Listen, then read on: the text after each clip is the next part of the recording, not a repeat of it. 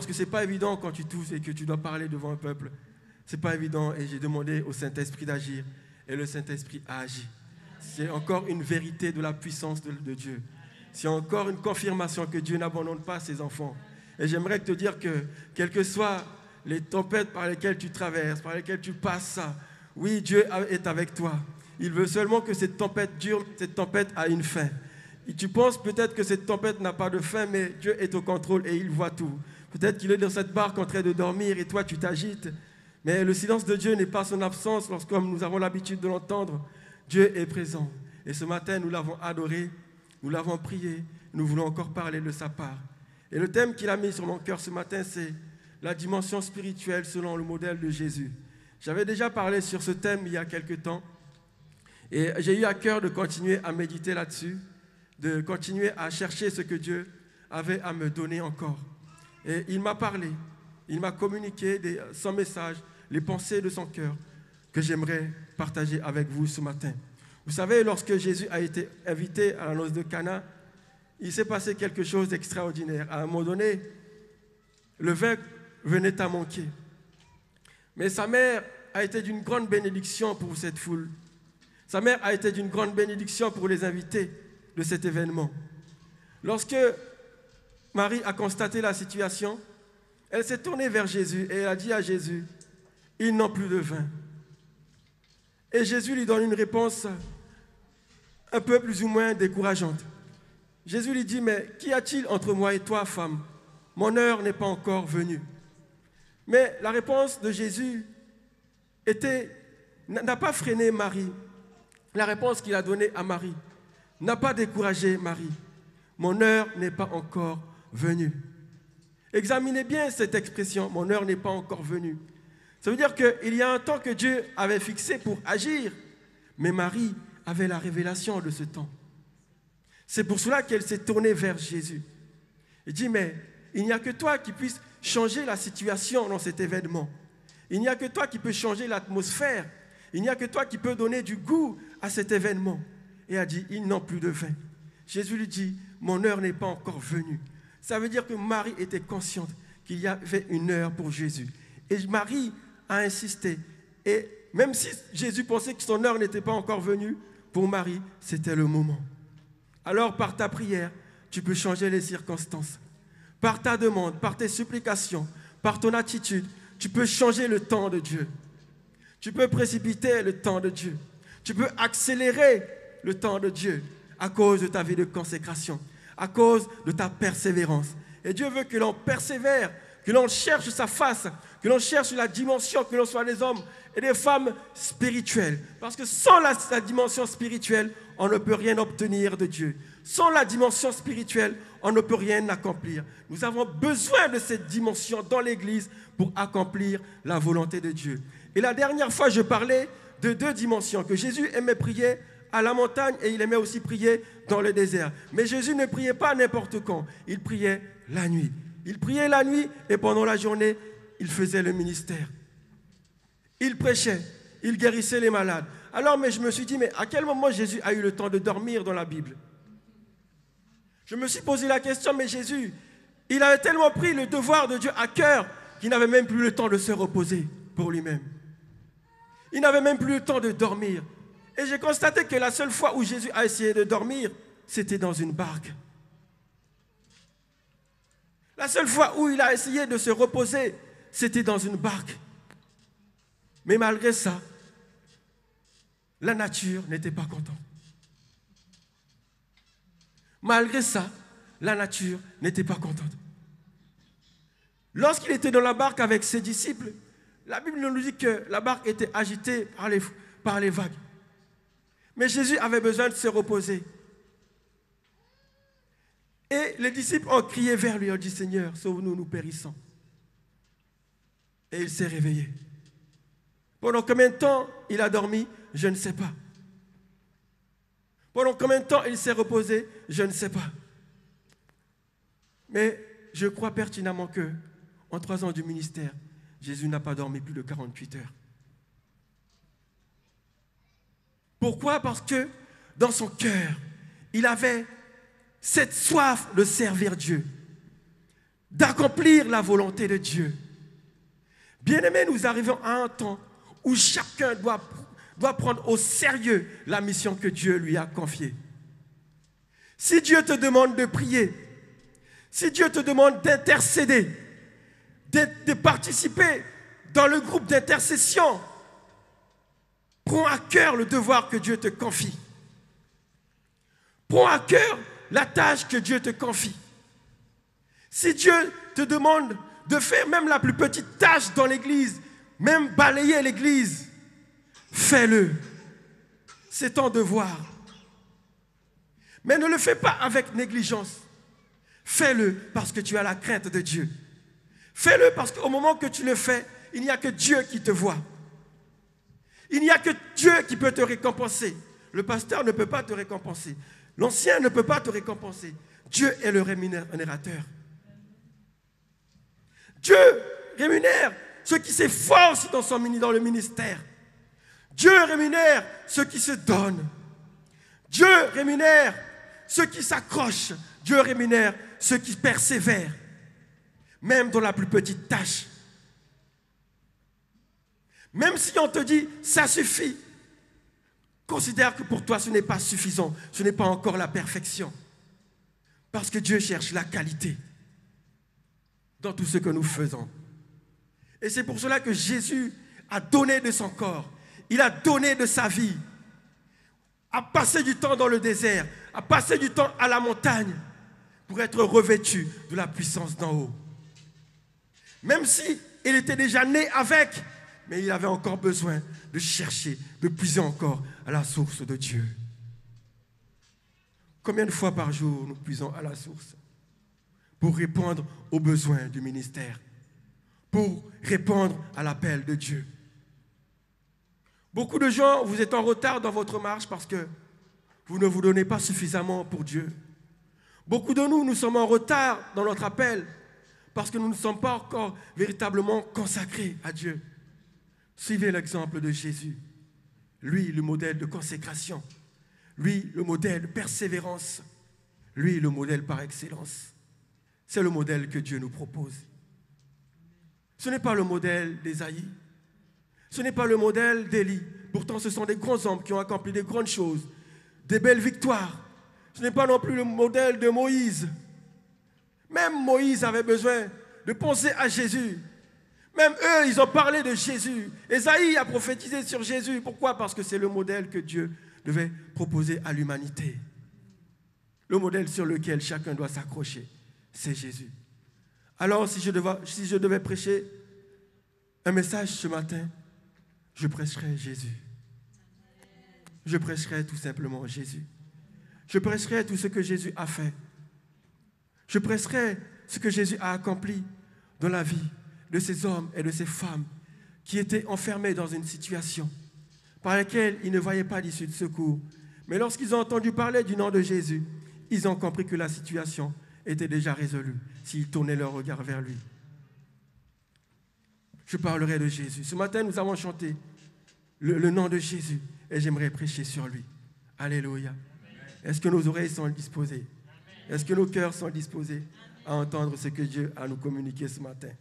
J'ai vraiment été béni par ce que j'ai préparé et je prie que Dieu puisse nous le partager lui-même au nom de Jésus. Amen. La dimension spirituelle selon le modèle de Jésus. Vous savez, cette dimension, c'est une dimension qui revêt celui qui est nu. Parce que lorsque tu t'approches de Jésus, tu t'approches de lui, tu viens à lui dans un état nu, dans un état de nudité. Mais Jésus a toujours à portée de main un vêtement pour revêtir ta nudité, pour cacher cette nudité. C'est ça la dimension spirituelle selon le modèle de Jésus. Capable de revêtir celui qui est nu, capable de donner un toit à celui qui est dehors, capable de placer dans une famille celui qui est délaissé. C'est ça la dimension spirituelle de Jésus. Et lorsque nous lisons dans la parole de Dieu, on constate que chacun a crié vers Jésus selon l'ampleur de sa situation. Chacun s'est approché de Jésus parce qu'ils étaient dans une situation qui les empêchait de vivre, qui les empêchait d'être confortables dans leur maison. Chacun a appelé Jésus par un nom mystérieux, glorieux, voire même symbolique. Un nom qui pouvait résoudre leur situation. Un nom qui pouvait changer les circonstances de leur vie. Un nom. Quel est le nom que toi, tu t'es choisi pour glorifier Dieu? Quel est le nom sur lequel tu insistes dans ta prière pour que tu voies les choses se déverrouiller dans ta vie?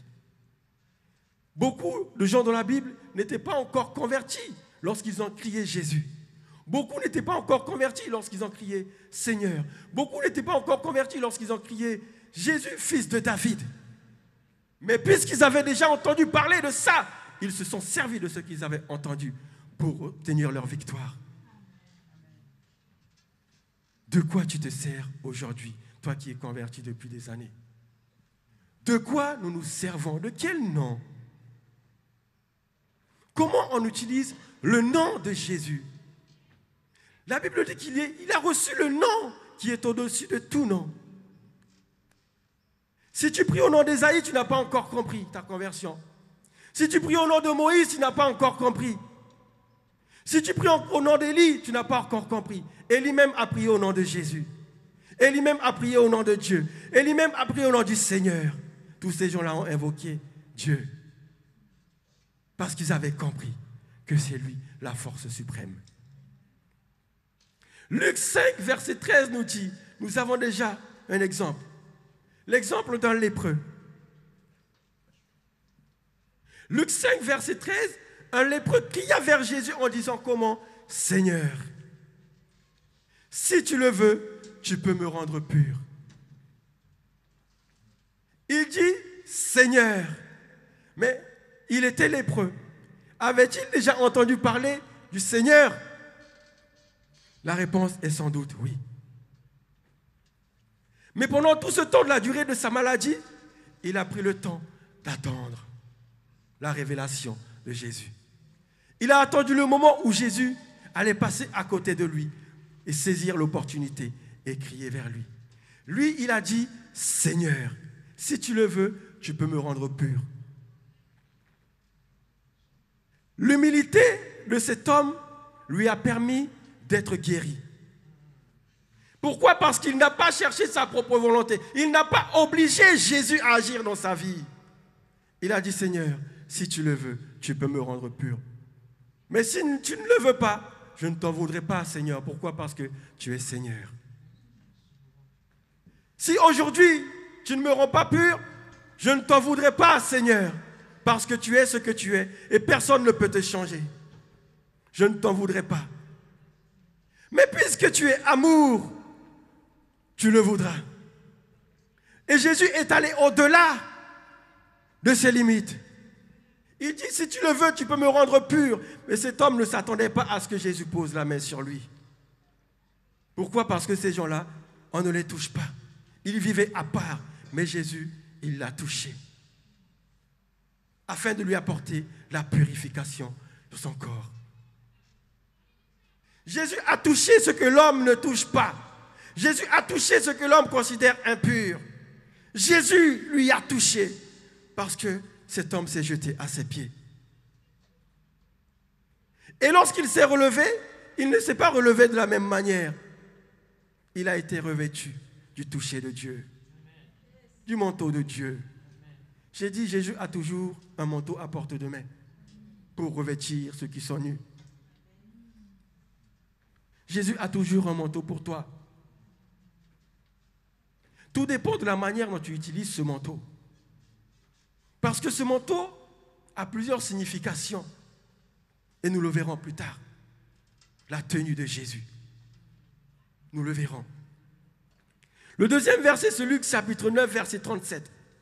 Un homme a crié vers Jésus en faveur de son fils unique qui était possédé. Vous voyez? C'est deux situations différentes. Mais dans chaque situation, Jésus a la solution. Cet homme a crié vers Jésus en disant « Maître ». C'est encore une autre appellation. Il dit « Maître ». En réalité, il reconnaît que Jésus est le maître des événements. Il reconnaît que Jésus a toute la puissance sur toutes les situations. Il reconnaît qu'il n'y a que Jésus qui peut contrôler cette situation. Il reconnaît qu'il n'y a que Jésus qui peut agir. Il lui dit, Maître. Et Jésus a agi. Il n'y a pas de situation trop compliquée pour Dieu. Sa main n'est pas courte. Et dans Luc 17, 13, nous verrons encore un autre cas. Il est question des 10 lépreux qui sont venus vers Jésus. Ils ont crié Jésus en disant, Maître, aie pitié de nous. Là, ils ont imploré la miséricorde de Dieu.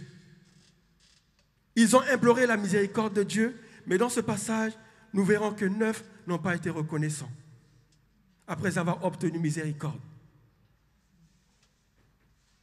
Lorsque Jésus a agi, il n'y a qu'un qui est retourné se prosterner à ses pieds. Et il n'y a que celui-là qui a reçu un nouveau manteau. Une nouvelle tenue. Lorsque tu cries à Dieu, sache qu'il y a une nouvelle tenue qui t'attend. Dans Luc 18, verset 35, nous avons encore un autre cas. C'est le cas de Bartimée. Bartimée a crié vers Jésus en le reconnaissant comme fils de David.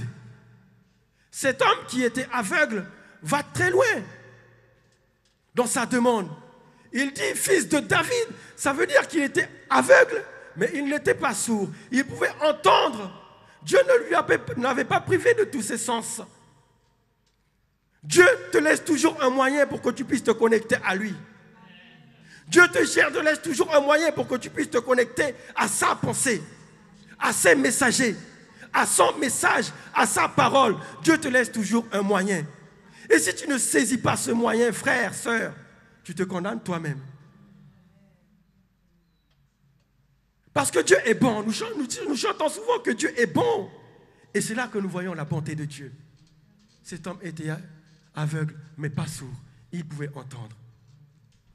Et puisqu'il pouvait entendre, il a enregistré dans son cœur cette parole, fils de David, cette appellation, fils de David. Parce que le peuple attendait la révélation du fils de David, Jésus. Et lui, il l'a gardé alors qu'il passait son temps à mendier. Mais ce jour-là, il a frappé à la bonne porte. À force de mendier, il a rencontré Jésus. Et dans toutes ces appellations, chacun a reconnu Jésus comme une puissance supérieure à leur situation. Fils de David, Seigneur, Maître.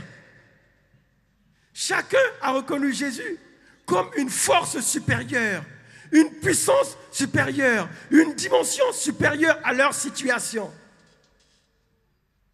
Ils ont reconnu Jésus comme le Fils du Dieu très haut. Le Bartimée a reconnu Jésus comme le fils de David qui pouvait transformer sa vie. Et lorsque vous lisez ce passage-là, dans Luc 18, 35, à partir de du verset 35, la Bible nous dit que la foule empêchait Bartimée d'aller vers Jésus. La Bible nous dit que la foule l'empêchait. Mais il s'est passé quelque chose avec Bartimée. Il a enlevé son vieux manteau. Il l'a jeté et il est allé vers Jésus. Il était intelligent aussi. Il savait que ce manteau lui empêchait de vivre. Il savait que ce manteau lui empêchait de marcher. Il savait que ce manteau lui empêchait d'être ce que Dieu avait prévu qu'il soit. Ce que tu es aujourd'hui n'est peut-être pas ce que Dieu voulait que tu sois. Il y a peut-être quelque chose qui t'empêche. C'est ce manteau. Rejetons ce vieux manteau qui nous enveloppe si facilement. Et saisissons le manteau de Jésus. Saisissons ce manteau qui va nous permettre de rentrer dans sa gloire pour accomplir sa volonté sur cette terre. Et plus tard, nous verrons que Jésus, il avait une tenue qu'il a gardée durant toute sa marche. Et il y a une femme dans la Bible qui a reçu la révélation de cette tenue. On avance. Alléluia.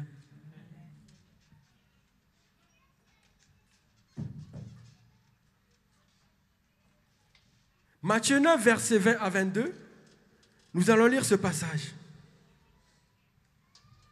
Matthieu 9, versets 20 à 22, la Bible nous dit, regardez la révélation de cette femme. Et voici une femme atteinte d'une perte de sang depuis 12 ans, s'approcha par derrière et toucha le bord de son vêtement. Car elle disait en elle-même, si je puis seulement toucher son vêtement, je serai guérie. Jésus se retourna et dit, en la voyant, prends courage, ma fille, ta foi t'a guérie. Et cette femme fut guérie. Alléluia. Cette femme s'est approchée de Jésus. Pourtant, il y avait une foule. Mais la foule n'était pas un obstacle pour cette femme. Parce qu'elle avait la révélation de ce vêtement. Lorsque tu as la révélation de Dieu, lorsque tu as la révélation de qui est Jésus, la foule n'est pas un obstacle pour toi. Les circonstances de la vie n'est pas un obstacle. Parce que tu sais sur qui tu as mis ta confiance. Et tu sais là où tu veux aller. Et la foule n'est pas un obstacle pour toi.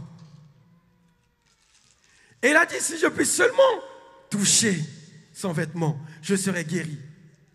Ce miracle est l'un des miracles les plus encourageants de la parole de Dieu. Ce miracle est l'un des miracles les plus encourageants de la Bible. Parce que cette femme avait reçu la révélation de ce vêtement. Elle avait compris que ce vêtement était symbolique. Ce vêtement était symbolique. Ce vêtement avait une valeur. Ce vêtement avait une puissance. Ce vêtement véhiculait une présence. Ce vêtement véhiculait une gloire. Et elle tenait coûte que coûte à toucher ce vêtement. Et ce vêtement, c'était précisément la tunique de Jésus. Waouh, la tunique de Jésus. Cette tunique est très symbolique. Je vais donner des points là-dessus. La Bible nous dit, elle est sans couture. Et nous allons voir cela. Elle est sans couture d'un seul tissu depuis le haut jusqu'en bas. Pourquoi sans couture? Pourquoi de haut jusqu'en bas? Parce qu'elle représentait l'unité, premièrement, l'harmonie entre le Père et le Fils. Elle était sans couture, sans couture. Elle représentait l'unité, l'harmonie entre le Père et le Fils. Deuxièmement, elle représentait le niveau de sanctification de celui qui le portait. Cette tunique était pure. Voilà pourquoi cette femme avait besoin de s'approcher pour obtenir sa purification. Vous voyez quelle révélation qu'elle a reçue? Une femme qui est perturbée depuis 12 ans à aller chez les médecins sans trouver une solution pour sa vie. Mais puisqu'elle était attentive à Dieu, à la voix de Dieu. Vous savez, Dieu parle tantôt d'une manière, tantôt d'une autre. Lorsque les gens souffrent dans leur situation, l'amour de Dieu, c'est de s'approcher de ces gens-là et de les toucher, dire, je te parle à l'oreille, prête attention. Et c'est ce qui est arrivé à cette femme. Elle a entendu et elle a reçu. Cette tunique était aussi le symbole de la sanctification. Cette femme a reçu un changement, une sanctification parce qu'elle a touché Jésus. Non seulement que celui qui la portait était sanctifié, mais ceux qui le portaient étaient aussi sanctifiés. Et il représentait la gloire de Dieu. Et c'est pour cela que Dieu a dit, celui-ci est mon fils en qui j'ai mis toute mon affection. Celui-ci est mon fils parce qu'il glorifiait Dieu par son attitude. Alléluia. Quatrièmement, cette tunique est la connexion entre le ciel et la terre. Je reviens là-dessus. Elle était sans couture, d'un seul tissu, de haut jusqu'en bas. Elle représentait la connexion entre le ciel et la terre. Regardez bien. Lorsque Jésus était à la croix, dans Jean chapitre 19, versets 23 à 24, la Bible nous dit que les soldats ont pris cette tunique. Et ils ont fait une déclaration, qu'eux-mêmes, ils ne sont pas conscients de ce qu'ils ont déclaré. Ils ont dit quoi? Ne la déchirons pas. Autrement dit, ne coupons pas la connexion entre le ciel et la terre. Ne coupons pas cette connexion entre le ciel et la terre. Mais ils ne savaient pas ce qui se passait. Ils ne comprenaient pas ce qu'eux-mêmes ils disaient. Mais spirituellement, c'est symbolique. Ça a une puissance. Parce que cette tenue était d'un seul tissu, de haut jusqu'en bas. Ne coupons pas cette connexion entre le ciel et la terre. Cinquièmement, elle représente la gloire de Dieu. La gloire de Dieu. Sixièmement, la charge du ministère. Pourquoi? Parce que dans le ministère de Jésus, il y avait beaucoup de charges. Et il avait besoin de cette tunique. Et lorsque nous regardons dans la parole de Dieu, il y a Israël, Jacob qui a fait une tunique à Joseph. Mais la Bible nous dit que la tunique de Joseph était de plusieurs couleurs. Mais celle de Jésus était d'un seul tissu, d'une seule couleur. Alléluia. Elle représentait la charge du ministère. Septièmement, la souffrance que Jésus devait endurer. Waouh! Il avait besoin de la force de cette tunique. Merci.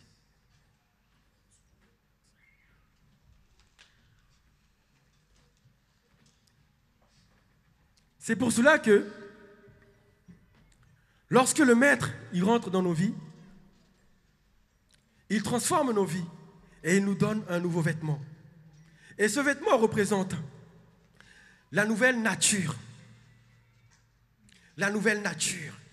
Deuxièmement, l'amour de Dieu. Parce que puisque tu es nu, Dieu manifeste son amour en te recouvrant de sa tenue. Troisièmement, de l'identité de Dieu dans la vie de la personne. C'est pour cela que plus tard, Paul pouvait dire, je porte, que personne ne me fasse de la peine, car je porte les marques de souffrance de Christ en moi. Nous sommes appelés à porter cette tenue. Nous sommes appelés à porter cette marque. Nous sommes appelés à porter cette souffrance. Nous sommes appelés à persévérer. Quatrièmement, elle représente la nouvelle vie. La nouvelle vie. Cinquièmement, un nouveau départ. Et sixièmement, la présence de Dieu. C'est ce vêtement dont nous avons besoin constamment pour toute notre marche. Alléluia. Et sans cette tenue, ta vie chrétienne ne sera rien. Sans cette tenue, ta vie spirituelle ne va pas progresser. Sans cette tenue, ton ministère ne connaîtra pas de succès pour ceux qui courent après les succès. Sans cette tenue, tu ne rencontreras jamais Dieu. Sans cette tenue. Parce que dans cette tenue, il y a aussi l'humilité. Il y a aussi la foi. Il y a la persévérance. Il y a aussi les miracles qui accompagnent à cause de cette tenue. Et regardez comment Jésus a manifesté la puissance lorsqu'il a rencontré le fou de Gadara. Dans Luc 8, verset 26. Regardez. Luc 8, verset 26. La Bible nous dit,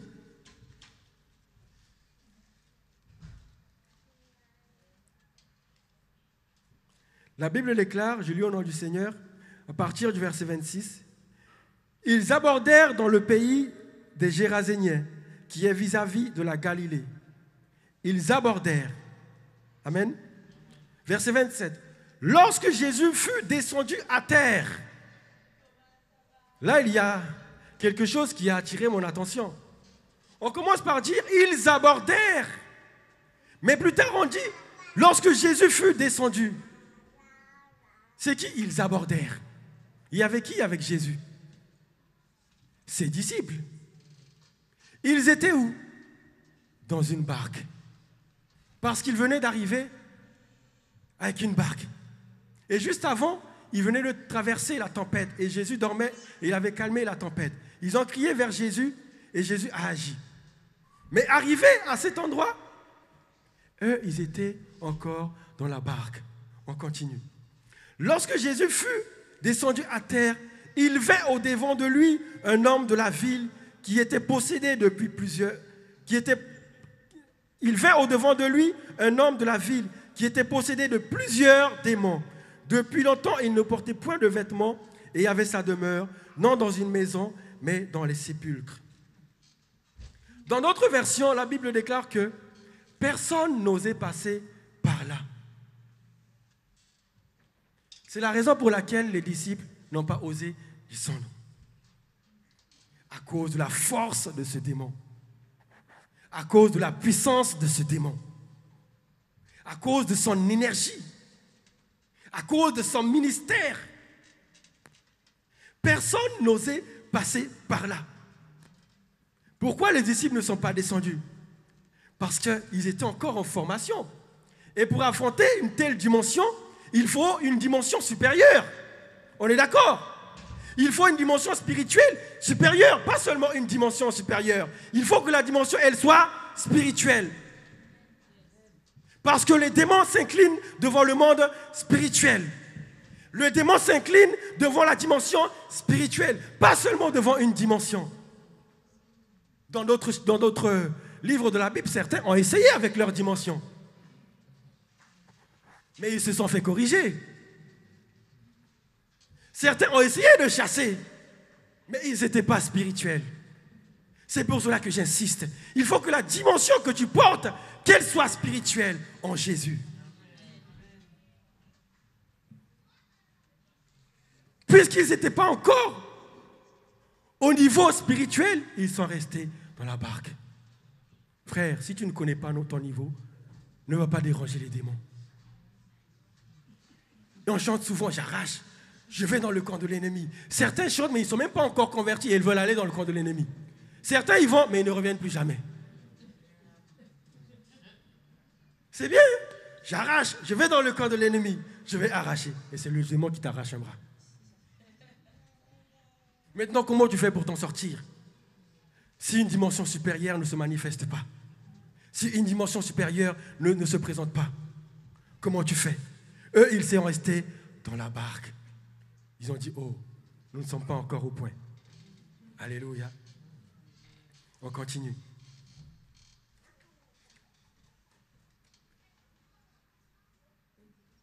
Il dit, ayant vu Jésus, il poussa un cri, se jeta à ses pieds et dit, d'une voix forte, qu'y a-t-il entre moi et toi, Jésus, fils du Dieu très haut?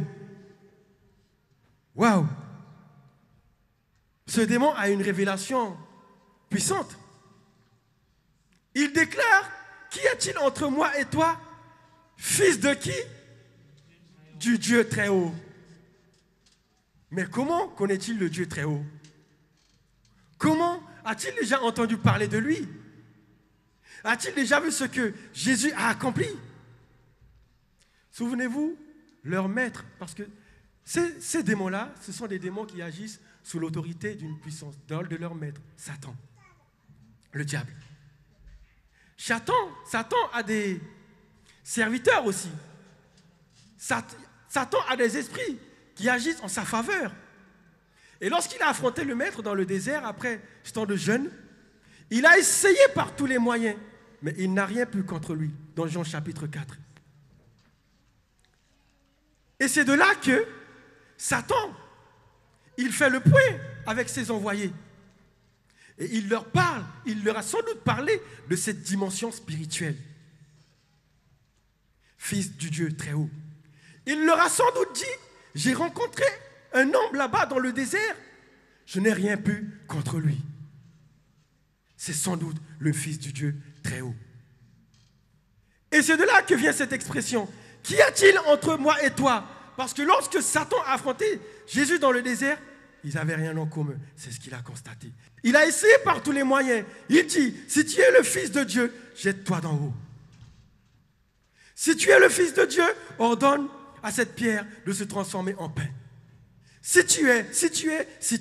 Et c'est là qu'il a compris que celui-là, c'est un homme selon le cœur de Dieu. C'est un envoyé de Dieu. c'est la puissance de Dieu. C'est l'autorité suprême de Dieu. C'est Jésus, le Fils du Dieu très haut. Et c'est pour cela qu'il dit, qu'y a-t-il entre moi et toi? Il a bien raison de poser cette question. Pourquoi? Parce que les démons donnent la mort et Jésus, lui, il donne la vie. Les démons détruisent et Jésus, lui, il construit.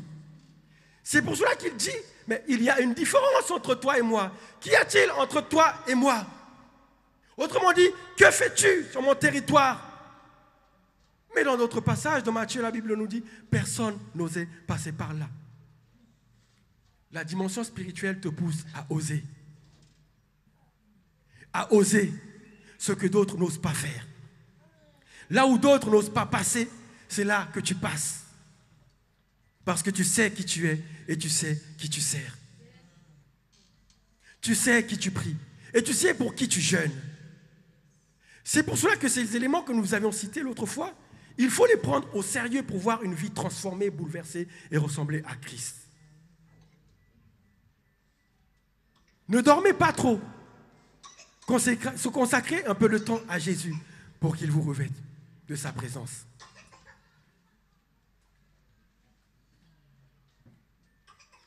La Bible nous dit que ce démon s'est jeté aux pieds de Jésus. Pourtant, lui qui est puissant, lui qui a autorité, lui qui détruisait les chaînes, il s'est jeté aux pieds de Jésus. On continue la lecture. Il dit, qu'y a-t-il entre moi et toi, Jésus, Fils du Dieu très haut? Je t'en supplie, ne me tourmente pas. Je t'en supplie, ne me tourmente pas. Ce démon connaissait aussi son sort. Il sait que sa destinée finale, c'est dans le tourment, dans le feu qui ne s'éteint jamais. Il connaissait déjà ce qui lui était réservé. Et il avait en face de lui celui qui avait autorité et pouvoir. Et il s'est incliné devant cette autorité, devant cette puissance. Lorsque la puissance spirituelle rencontre la force des démons, le monde des ténèbres s'incline devant la souveraineté, devant la sainteté du Père. Parce que là, Jésus s'est manifesté dans toute sa dimension, dans toute sa splendeur, dans la sainteté, dans la puissance, dans la connaissance du Père. Et c'est pour cela que ce démon, avec toute sa puissance, il s'est incliné, il s'est jeté. On continue la lecture. Il dit, car Jésus commandait à l'esprit, verset 29, à l'esprit impur, de sortir de cet homme dont il s'était emparé depuis longtemps. On le gardait lié de chaînes et les fers aux pieds, mais il rompait les liens et il était entraîné par le démon dans les déserts. Jésus le demanda, quel est ton nom? Légion, lui répondit-il, car plusieurs démons étaient entrés en lui. Et il priait instamment Jésus de ne pas leur ordonner d'aller dans l'abîme. L'abîme, c'est ce qui est réservé à Satan et à ses acolytes. Et lui, il avait déjà la révélation de tout ça. Il avait déjà la connaissance de tout ça. Mais je me suis dit, mais attends, si tu as la connaissance de tout ça, pourquoi tu ne fais pas d'efforts pour sortir de cette situation? Pourquoi tu ne fais rien pour sortir de ces chaînes? Et c'est là qu'on voit l'amour de Dieu. Et c'est là qu'on voit à combien Jésus, il a pris son ministère au sérieux. C'est en parcourant la Galilée qu'il a pu arriver à cet endroit. Parce qu'il avait compris que tout autour de la Galilée, il n'y avait que des besoins. Et Jésus est venu dans ce monde pour répondre aux besoins de ceux qui sont perdus. Et ce cas était un cas perdu. Et c'est l'un des démons les plus puissants de la Bible. C'est l'un des esprits les plus autoritaires de la parole de Dieu. Parce qu'il cassait les chaînes. Et il contrôlait tout ce territoire. Personne ne pouvait traverser ce territoire. Mais Jésus, lui, est passé par là. Jésus, lui, est passé par là. Mais comment il a trouvé cette assurance? Mais c'est parce qu'il passait beaucoup de temps dans l'intimité avec le Père. Mais c'est parce qu'il avait fait de ces nuits des nuits de prière. Mais c'est parce qu'il priait dans le désert. C'est parce qu'il priait à la montagne. Là où c'est difficile d'y aller. C'est pour cela qu'il a reçu toutes ces choses-là, en plus de tout ce qu'il avait déjà. Alléluia. Et il priait instamment Jésus de ne pas leur ordonner d'aller dans l'abîme. Et il y avait là dans la montagne un grand troupeau de pourceaux, puis qui pesait. Et les démons supplièrent Jésus de leur permettre d'entrer dans ces pourceaux. Il le leur permit. Les démons sortirent de cet homme, entrèrent dans les pourceaux et le troupeau se précipita des pentes escarpées dans le lac et se noya. Ceux qui les faisaient paître, voyant ce qui était arrivé, s'enfuirent et répandirent la nouvelle dans la ville et dans les campagnes. Les gens allèrent voir ce qui était arrivé. Ils vinrent auprès de Jésus et ils trouvèrent l'homme qui était sorti les démons, assis à ses pieds, vêtu et dans son bon sens. Et ils furent saisis de frayeur. Alléluia. Au verset 27, nous avons lu quoi? Il ne portait point de vêtements. Ça, c'était son passé. Dans son passé, il ne portait pas de vêtements. Il était nu. Il était enchaîné. Et il n'avait pas de maison. Il avait perdu tout le confort qu'il avait. Il avait perdu toute la sécurité qu'il avait auprès de la maison familiale. Lorsque vous quittez la maison familiale, vous quittez la sécurité. Vous quittez la protection. Peut-être que dans cette maison, il y a des hommes et des femmes qui prient. Dès que vous vous éloignez de cette maison, vous êtes exposés.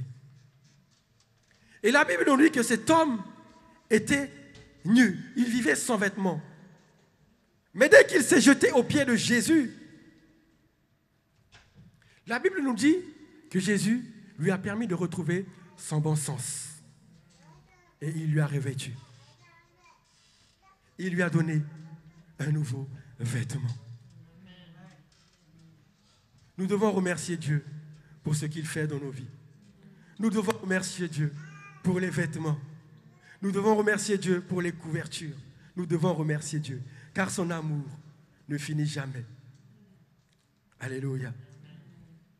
Cet homme s'est jeté aux pieds de Jésus. Pourquoi? Parce que il y avait eu une déclaration dans la parole de Dieu.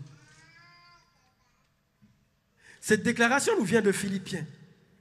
Philippiens 2, verset 9. Il déclare que c'est pourquoi, ô Dieu, l'a souverainement élevé et lui a donné le nom qui est au-dessus de tout nom, afin qu'au nom de Jésus, tout genou fléchisse dans les cieux, sur la terre et même sous la terre. Et que toute langue confesse que Jésus-Christ est Seigneur à la gloire de Dieu le Père. Cet homme est venu se jeter aux pieds de Jésus. Il a déposé certaines choses qui pesaient sur lui. Il a jeté quoi? Il a jeté sa nudité. Parce qu'il était nu. Il a jeté sa nudité aux pieds du Maître. Il a jeté toute la puissance des ténèbres qui pesait sur lui. Lorsque vous êtes en prière, il est important de déposer tout ce qui pèse sur vous. Au psaume 55, merci.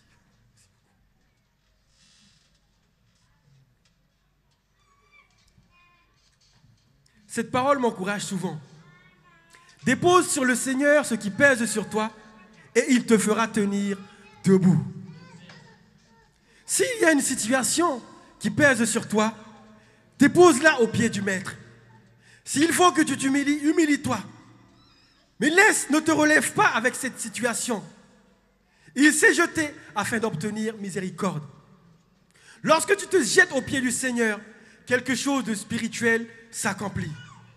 Quelque chose de surnaturel se passe. Au pied du Maître, cet homme fait une prière. Il dit, aie pitié de moi. Aie pitié de moi, cela veut dire que vous n'avez plus de solution pour votre vie en fait. De vous-même, vous ne pouvez plus rien. Vous êtes arrivé au bout de vos efforts. Et là, vous implorez l'amour de Dieu. Vous implorez la grâce de Dieu. Vous vous dites, mais là, dans l'état où je me trouve, il n'y a que la main de Dieu qui peut agir. Il fait une déclaration en reconnaissant la dimension de Jésus.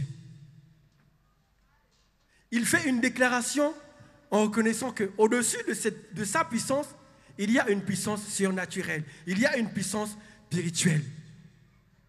La dimension spirituelle permet aux démons de nous identifier. C'est pour cela qu'il a dit, qu'y a-t-il entre moi et toi, Jésus, fils de Dieu, fils du Dieu très haut? Il faut que tu sois identifié. Et si tu n'es pas identifié, si un démon te regarde et te dit, je ne te connais pas, tu es en danger. Tu es en danger. Si tu y vas pour délivrer la personne qui est touchée, frère, laisse tomber. Reviens plus tard, quand tu seras prêt, quand tu auras passé suffisamment de temps à la montagne, quand tu auras passé suffisamment de temps dans le désert, quand tu auras passé suffisamment de temps dans le jeûne, quand tu auras passé suffisamment de temps dans la prière, reviens l'affronter, afin qu'il te connaisse, afin qu'il t'identifie. Nous devons être identifiés. Elle oblige les esprits à se soumettre, à s'incliner. La dimension spirituelle, elle oblige les esprits à s'incliner devant la puissance de Dieu. Et lui, il s'est incliné devant Jésus, lui qui contrôlait tous les territoires. Et Jésus a fait quelque chose d'extraordinaire dans la vie de cet homme, qui m'a beaucoup touché, cet homme qui n'avait plus de vie. Et l'intervention de Jésus lui a permis de retrouver la vie, de retrouver son bon sens. Il lui a permis de retrouver sa place dans la famille. Et la suite de la lecture nous dit, ceux qui avaient vu ce qui s'était passé leur racontèrent comment le démoniaque avait été guéri. Tous les habitants du pays des Géraséniens prièrent Jésus de s'éloigner d'eux, car ils étaient saisis d'une grande crainte. Jésus monta dans la barque et s'en retourna. L'homme qui était sorti les démons lui demandait la permission de rester avec lui. Mais Jésus le renvoya en disant, « Retourne dans ta maison et raconte tout ce que Dieu t'a fait. » Il s'en alla et publia par toute la ville tout ce que Jésus avait fait. Il s'en alla et publia par toute la ville tout ce que Jésus a fait. Tu ne peux pas rester insensible face à l'intervention divine de Dieu. Tu ne peux pas rester insensible. Et là, c'est une des fois où Jésus ordonne, où Jésus dit à la personne d'aller raconter. Parce que d'habitude, il dit, ne dites à personne ce qui s'est passé. Mais là, cet homme est devenu un témoignage vivant de la gloire de Dieu. Pourquoi? Parce que sa maison devait être évangélisée. Le premier endroit où lui a dit d'y aller, c'est où? La maison. Qu'il aille retrouver sa famille. Pourquoi? Peut-être parce que dans sa maison, les gens n'étaient pas convertis. Et Jésus a fait de lui un serviteur de la bonne nouvelle. Jésus a fait de lui un serviteur de la bonne nouvelle. Parce qu'il a été attentif. Il s'est jeté. Il s'est humilié. Et le manteau que Jésus lui a donné, c'est d'évangéliser non seulement sa maison, mais aussi la ville. Vous savez, il ne faut pas négliger la puissance des ténèbres. Ils sont capables de contrôler tout un territoire, comme nous venons de lire. Et je bénis Dieu pour ce que nous sommes en train de mettre en place en ce moment, concernant les temps de prière. Les territoires sont contrôlés. Il y a des zones qui sont saturées par les esprits. Mais si l'Église ne se lève pas, si les enfants de Dieu ne se lèvent pas, Jésus, il s'est levé. C'est pour cela qu'il a délivré ce territoire qui était contrôlé par les puissances des ténèbres. C'est parce qu'il s'est levé, qu'il est monté dans la barque, qu'il a traversé la tempête et qu'il s'est retrouvé à Gadara pour délivrer cette ville. Parce qu'il y avait une puissance là-bas. Prie pour ton quartier. Prie pour ton entourage. Prie pour ta ville. Il faut prendre cela au sérieux parce que Jésus lui-même, il l'a fait. Et l'Église doit copier sur ce modèle de prier pour les villes.